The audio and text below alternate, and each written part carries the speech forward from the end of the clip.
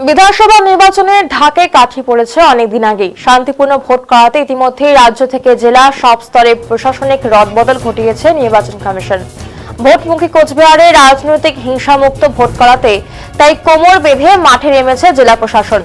এই পরিস্থিতিতে ভোট পরবর্তী হিংসায় নিহত তৃণমূল কর্মী শাহিনুর রহমানের পরিবারকে আশ্বস্ত করতে তার বাড়িতে পৌঁছায় জেলা প্রশাসনের শীর্ষ আধিকারিকরা। শনিবার তুফানগঞ্জ ১ নং ব্লকের চিলাখানা ১ নং গ্রাম পঞ্চায়েতের চিলাখানা বাজার সংলগ্ন এলাকায় অবস্থিত ওই বাড়িতে যান জেলা পুলিশ সুপার জসপ্রীত সিং এবং জেলা শাসক জিতেন যাদব। পরিবারের লোকেদের সঙ্গে কথা বলে তাদের নিরাপত্তা এবং আসন্ন নির্বাচন নিয়ে আশ্বস্ত করেছে। সূত্রের খবর, গত নির্বাচনের পরবর্তী অশান্তির সময় ধারালো অস্ত্র দিয়ে কুপিয়ে খুন করা হয় শাহিনুর রহমানকে। ঘটনাটি নিয়ে ব্যাপক চাঞ্চল্য ছড়িয়েছিল। ইতিমধ্যেই এই মামলার তদন্তে সিবিআই চার্জশিট দাখিল করেছে। আসন্ন নির্বাচনকে সামনে রেখে যাতে কোনো অপ্রীতিকর ঘটনা না ঘটে তা নিশ্চিত করতে প্রশাসন যে সর্বতোভাবেই প্রস্তুত, এদিনে এই পদক্ষেপে সেই বার্তাই স্পষ্ট হয়েছে।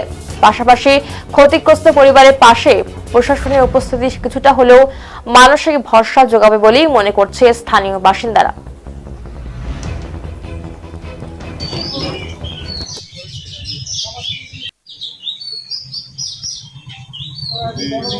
এখানে আপনারা এটা भी দেখেছেন, ওনার এখনই কিছু কনসার্ন আছে, কিছু লোকজন ভয় দেখাচ্ছে।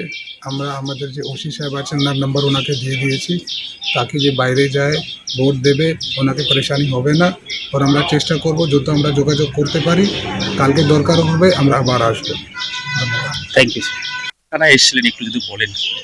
আচ্ছা, আপনারা যেমন দেখতে পাচ্ছেন ডিএম সাহেবও আছেন আমার কাছে, আর অন্যান্য পুলিশ অধিকারীরা আছেন, ওসি সাহেব আছেন, ওসি তুফানগঞ্জ।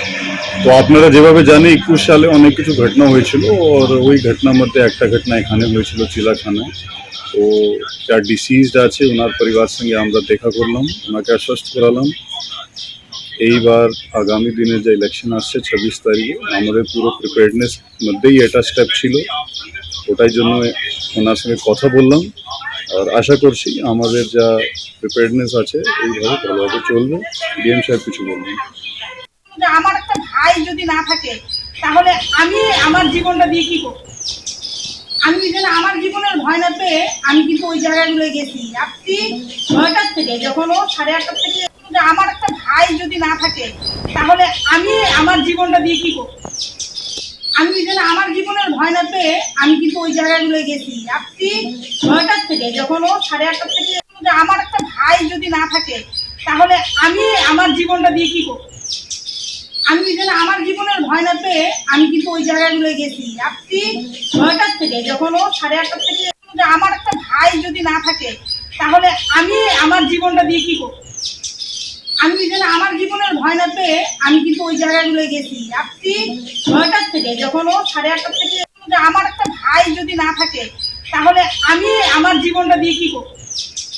আমি যেন আমার জীবনের ভয় না পেয়ে আমি কিন্তু ওই জায়গাগুলো গেছি। আপনি 9টার থেকে যখন ও 8:30 থেকে, আমার একটা ভাই যদি না থাকে তাহলে